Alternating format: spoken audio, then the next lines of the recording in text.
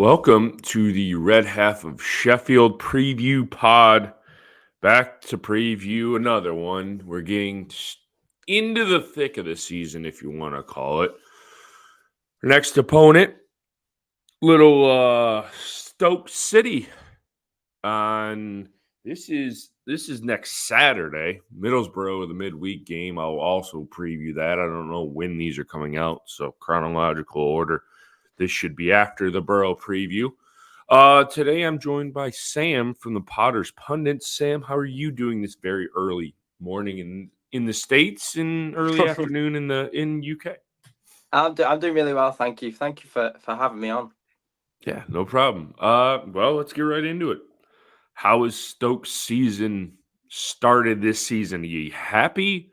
Do you want everybody, the whole lot of them, gone? I know we did have a managerial change, so get into that. Yeah, you know what? I think yesterday's performance against Norwich, where we drew 1-1, is it's a building block. And you know what? As the season as a whole, very unpredictable. We made an early managerial change, a different kind of system, a different whole kind of tactical element, a different approach.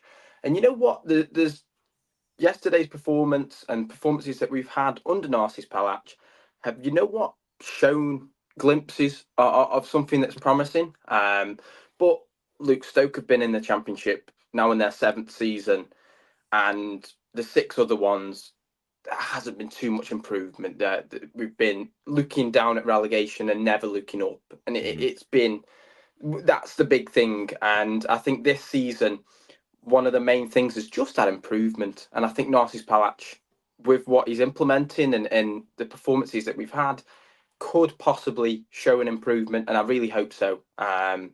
So in terms of right now, really positive, really good stuff. Yesterday was against a team that were in form before the international break. Norwich are a good side, a lot of good players. And last season, they tore us apart at our place. And you know what? Stoke got give themselves a real good account defensively and attacking. And you know what? It was a very solid point against the top team. Yeah, that's. I don't know how to say this in not come off as being almost sounding like a dickhead or something like that. But as it, we'll get back to more of the season for Stoke. But you touched on a point that I want to make mention about, and I don't know. I don't in the slightest. I don't mean this in a bad way, but Mm, as a Stoke supporter, you said you dropped down 7 years ago. yeah. And as you mentioned, it's more been about looking down Mm, and almost circling the drain as opposed to improving the side and going towards the top of the table and looking for promotion through via the playoffs or even automatic promotion.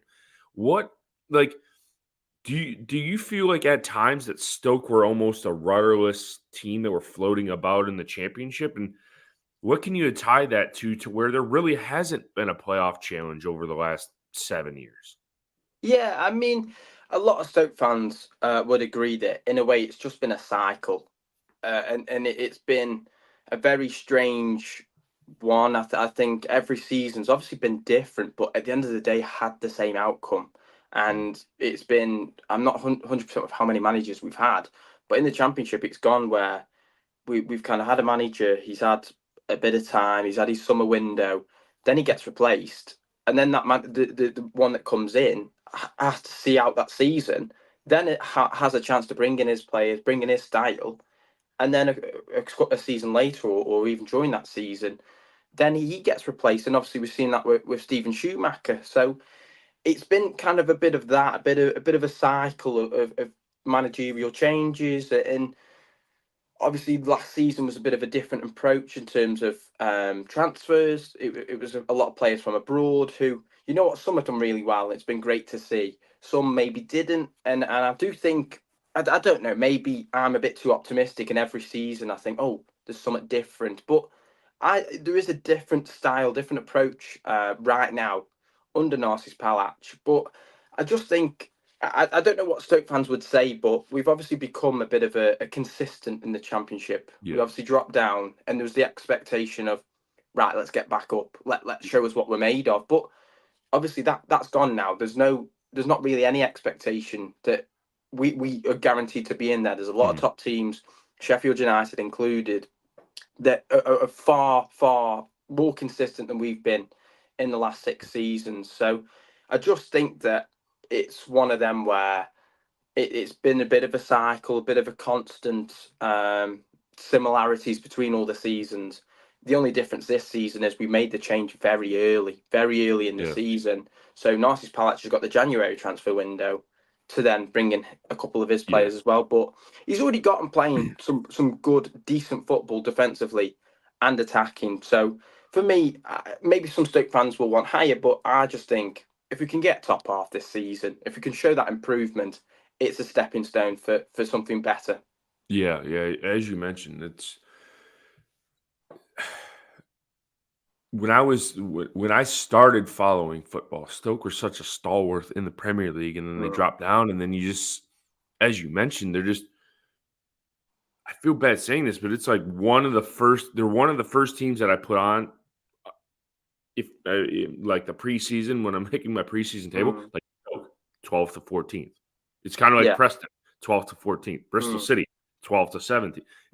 You have those teams, and you would. I don't know. It just seems like an endless cycle. And yeah. do you think at Stoke they need to give some managerial backing to Palach, as you say, and not put so much pressure on him? I'm like, Schumacher, I don't know what the hell he was doing leaving Plymouth. Just brought Mm, him up, and then Stoke comes and just like, yeah, that was after Alex Neil got sacked. So then he went and took the job, and it really didn't make any sense, and he mm, really didn't breathe much fresh blood into the side, and then it's almost it's almost like they need a manager for more than a season or a season and a half. Because it's like a turnover, like almost some of the teams in the Premier League you see, where they only give him 6, 8 months, and then if bad runner results and he's gone. yeah. Yeah. Yeah, it's just it's a head scratcher to me. Okay, back to Saturday. How is it gonna go? Let me know. 5, 6, Um, 7 nil. you know what? I mean, in all fairness, watching obviously the Friday's game that Sheffield United had against Leeds, it's obviously you don't want to kind of blow smoke up the backsides and say, oh well, Sheffield United. They're up there this season, and I have every right to be looking at obviously who they have on paper. But I also think this is a Stoke side that are still learning, still developing, and I think what Stoke need is consistency. I think Mhm, sometimes a lot of Stoke fans will agree we put in top performances against good teams, like say Sheffield United, and then we maybe go below par and lose a game. So I think obviously the midweek game might play a part in it if mhm. Stoke can keep a bit of momentum going into an away fixture at Sheffield United. I'd absolutely like the Norwich one take a draw. I think it might be a case that Sheffield United may deserve to win. Will have the quality, the likes of Harmer, the likes of O'Hare. You've obviously got former Stoke players in Tyrese Campbell and Harry Mhm. Suter as well, who, especially Suter, top players, and I really hope Campbell can kick on as well at Sheffield United. But I take a draw, and I probably predict on the score predictions a 1-1. Yeah. I just think it'll be about Stoke's character, and I think it'll be if it can be something similar to what Stoke had against Norwich, I'd take that every day of the week. Yeah, I'm right there with you. I think this is we do have Burrow midweek. I don't see us beating them either. Mm, And I honestly don't see us beating Stoke either. I think it's either a goalless draw mm, or, as you mentioned, a 1-1 draw. The it's all about how the Sheffield United respond to that. I mean, they were miles off it, but they've been miles off it all year, just haven't played anybody. Um, and I think this is where you're going to hit your little bit of a humbling run before they get it right sided and then they play a few bad teams. But I don't think this team's very good at all. Just Burnley.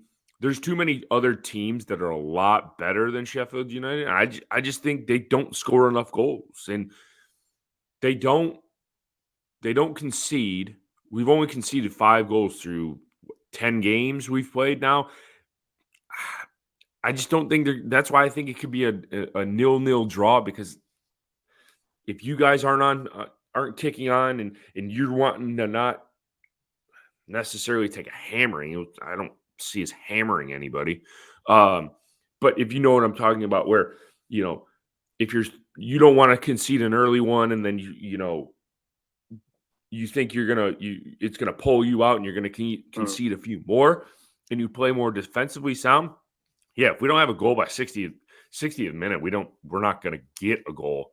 And that's just on the form of this season, because we just don't have any depth. And when you go to the kids after 60 minutes, they're inexperienced at this level, so they're not really gonna make a difference either. So it will be interesting to see how this one goes on next Saturday. Sam, before we get out of here, drop all where the people can find you on the interweb. So obviously on the YouTube with Potter's Pundits, and then on Instagram and Twitter as well, where we do. Oh, on TikTok as well. I nearly forgot. On Potter's Pundits, all sorts of stuff, lineup predictions. Where most of the time I'm miles away, but it's good fun. Score predictions, all sorts of stuff. So yeah, if you could, that'd be stunning. So thank you. Yeah. One more question before we get out of here. I ask every opponent that comes on your go-to match day beverage, and it doesn't have to be alcohol. Well, I must admit I'm not really a drinker, so it probably wouldn't be. So it's a tough one, but I not many stadiums do it, so I'm not. I would have said Dr Pepper, because I know only a certain few stadiums do Dr Pepper, and that's my kind of go-to. Mm-hmm. But I'll probably say Fanta. I just Yeah. I very rarely probably have a drink at the game. I'm not really too fussed, but a lot of stadiums do a Fanta, and you can't really beat it. Yeah, good deal. Good deal. Guys, if you haven't done so, check us out, Red Sheffield on Twitter X, at Red Sheffield on Instagram, Red Half of Sheffield on YouTube and Facebook. And until the next preview, I will leave you with Up the Blaze.